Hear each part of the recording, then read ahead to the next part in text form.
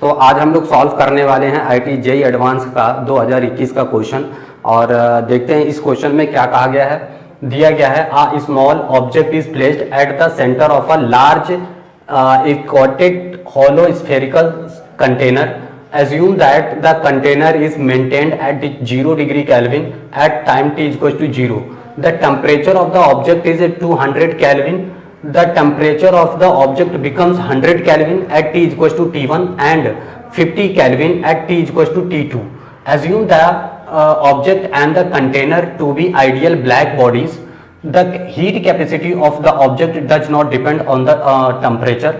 The ratio is, हमें ratio find out करना है T2 अपॉन T1 का। ठीक है, तो देखो यहाँ पर क्या कहा गया है, इसके लिए थोड़ा सा देखेंगे कि एक स्फेरिकल क्या है, हमारे पास कंटेनर है जिसका टेम्परेचर देखो कितना दिया गया है, 0 डिग्री केल्विन दिया गया है, 0 केल्विन है। और इसके बीच में एक बॉडी हमारी रखी हुई है जिसका टेम्परेचर कितना है, 200 केल्विन है। ठीक, 200 केल्विन है। ठीक है, अब यहाँ पर देखो हमारे पास क्या है कि जब बॉडी का टाइम कितना था, 0। ठीक है, ठीक है, तो देखो T1 टाइम में इसका जो टेम्परेचर है वो 200 केल्विन से चेंज हो करके कितना हो जा रहा है, 100 केल्विन हो जा रहा है। ठीक, फिर T2 टाइम पर इसका जो टेम्परेचर है वो 200 केल्विन से लेकर के कितना हो जा रहा है, 50 केल्विन हो जा रहा है, इसका टेम्परेचर चेंज हो रहा है। अब देखो ये T1 ये जो T2 टाइम हमने लिया वो T1 से नहीं है, हमारा T इक्वल टू 0 से हम ले रहे हैं। ठीक है, तो 0 से हो जा रहा है। ठीक है, इसका टेम्परेचर इस तरह से चेंज हो रहा है। अच्छा, अब देखो यहाँ पर, क्योंकि यहाँ पर ना बाहर वाली बॉडी का टेम्परेचर कितना है, 0 केल्विन है और अंदर वाली का 200 केल्विन है, तो एक जैसा टेम्परेचर तो नहीं रहेगा। ठीक है, टेम्परेचर वेरी करेगा। अब देखो यहाँ पर हम क्या करते हैं, इस इक्वेशन का यूज करते हैं। ठीक है, तो ये इक्वेशन क्या रहेगी हमारे पास कि dq upon dt is equal to sigma EA।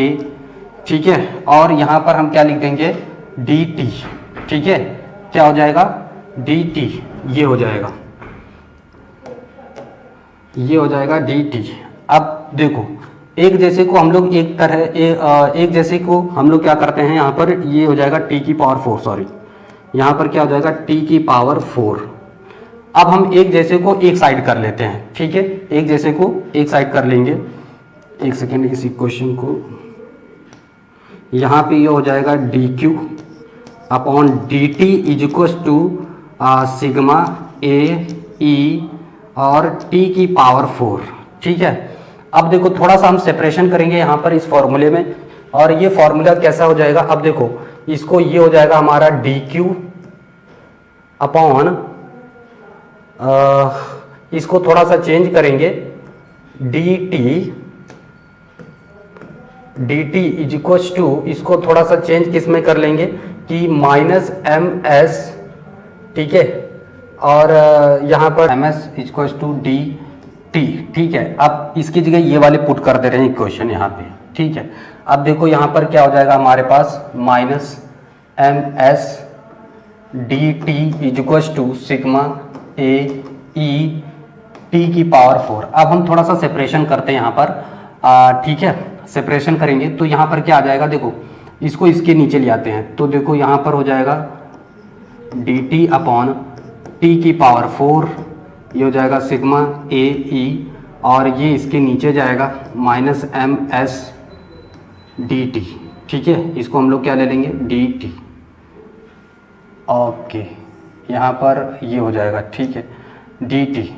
अब यहाँ पर थोड़ा सा देखेंगे, देखो यहाँ पर क्या है, इन सब का इंटीग्रेशन, ये सारी वैल्यूज क्या है, कांस्टेंट हैं। ठीक है, एक सेम टेम्परेचर के लिए सारी वैल्यू क्या रहेंगी, कांस्टेंट। तो यहाँ पर इसके लिए dt इंटीग्रेट t की पावर 4, यहाँ पर इसको हम लोग -k ले रहे हैं, और ये हो जाएगा हमारे पास dt।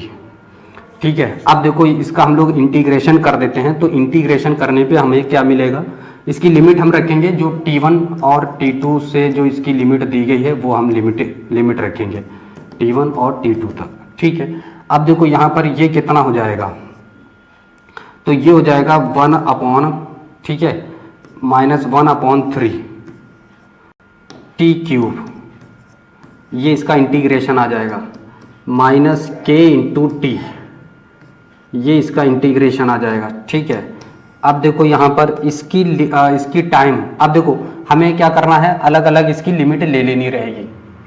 ठीक है, अलग अलग हम इसका क्या करेंगे, लिमिट ले लेंगे। तो देखो यहाँ पर पहली चीज़, यहाँ पर हमने एट t1 पे अगर हम देखते हैं तो इसकी लिमिट कितनी हो, माइनस को हमने बाहर कर लिया, यहाँ पे आ जाएगा 1/t3, अब t क्यूब। ठीक है, अब यहाँ पर हम क्या करेंगे, इसकी लिमिट लेंगे। ठीक है, तो लिमिट हमारे पास कितनी हो जाएगी, 100 to 200 is equal to minus K, ये वाला इंटू t1 लेंगे ये।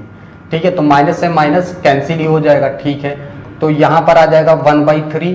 ठीक है, और लिमिट पुट कर देंगे 1/100 का क्यूब माइनस 1/200 का क्यूब। ठीक है, और इज इक्वल टू के t1, ये आ जाएगा हमारे पास। इसको इधर भेज देंगे। ठीक है, तो देखो यहाँ पर आ जाएगा t1 इज इक्वल टू 1/3 के। ठीक है, और ये हो जाएगा 200 का क्यूब माइनस 100 का क्यूब। ठीक है, नीचे हमारे पास हो जाएगा 100 का क्यूब इंटू, ऐसा करेंगे होल क्यूब कर लेते हैं ना, 200 का क्यूब, ये हो जाएगा। ठीक, अब हम ले रहे हैं at t is equal to 2 पर। ठीक है, t इज इक्वल टू 2 पर चेक करेंगे, तो यहाँ पर वैल्यू पुट करते हैं हम।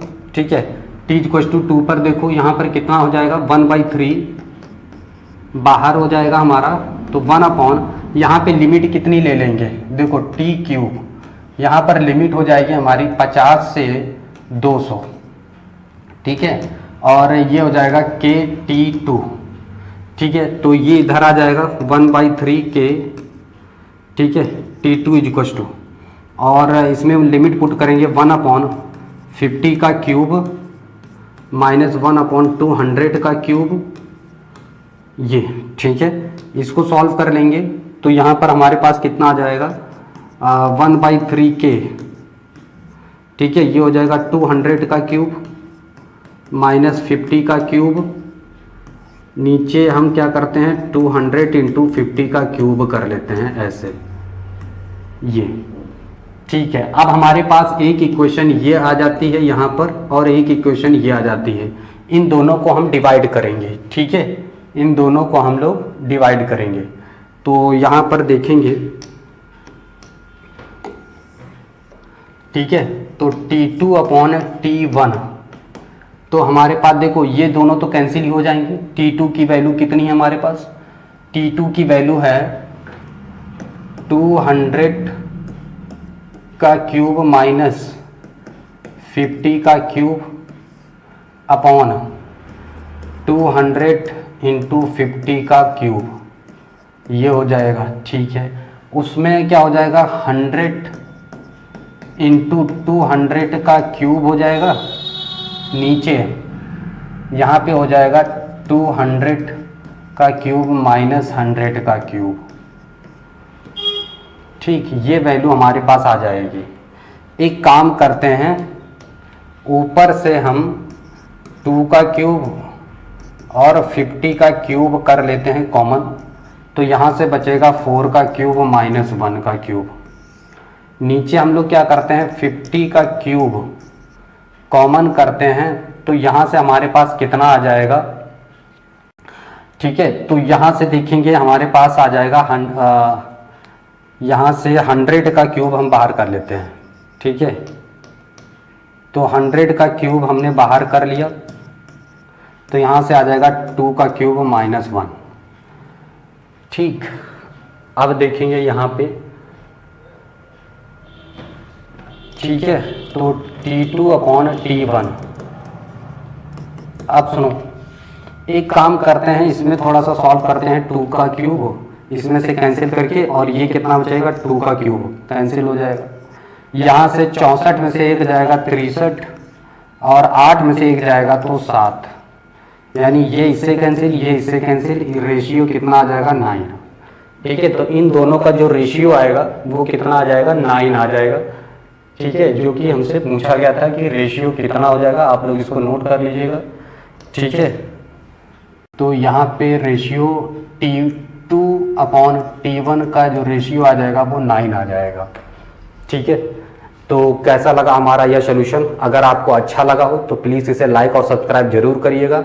आपका एक लाइक और सब्सक्राइब हमारे लिए बहुत मोटिवेशन का काम करता है, तो प्लीज़ हेल्प करिए, इसे अपने दोस्तों में भी शेयर करिए। फिर मिलते हैं अगले वीडियो में। आपको बहुत बहुत बेस्ट ऑफ लक, आपको बहुत बहुत बधाई। ठीक है, अच्छे से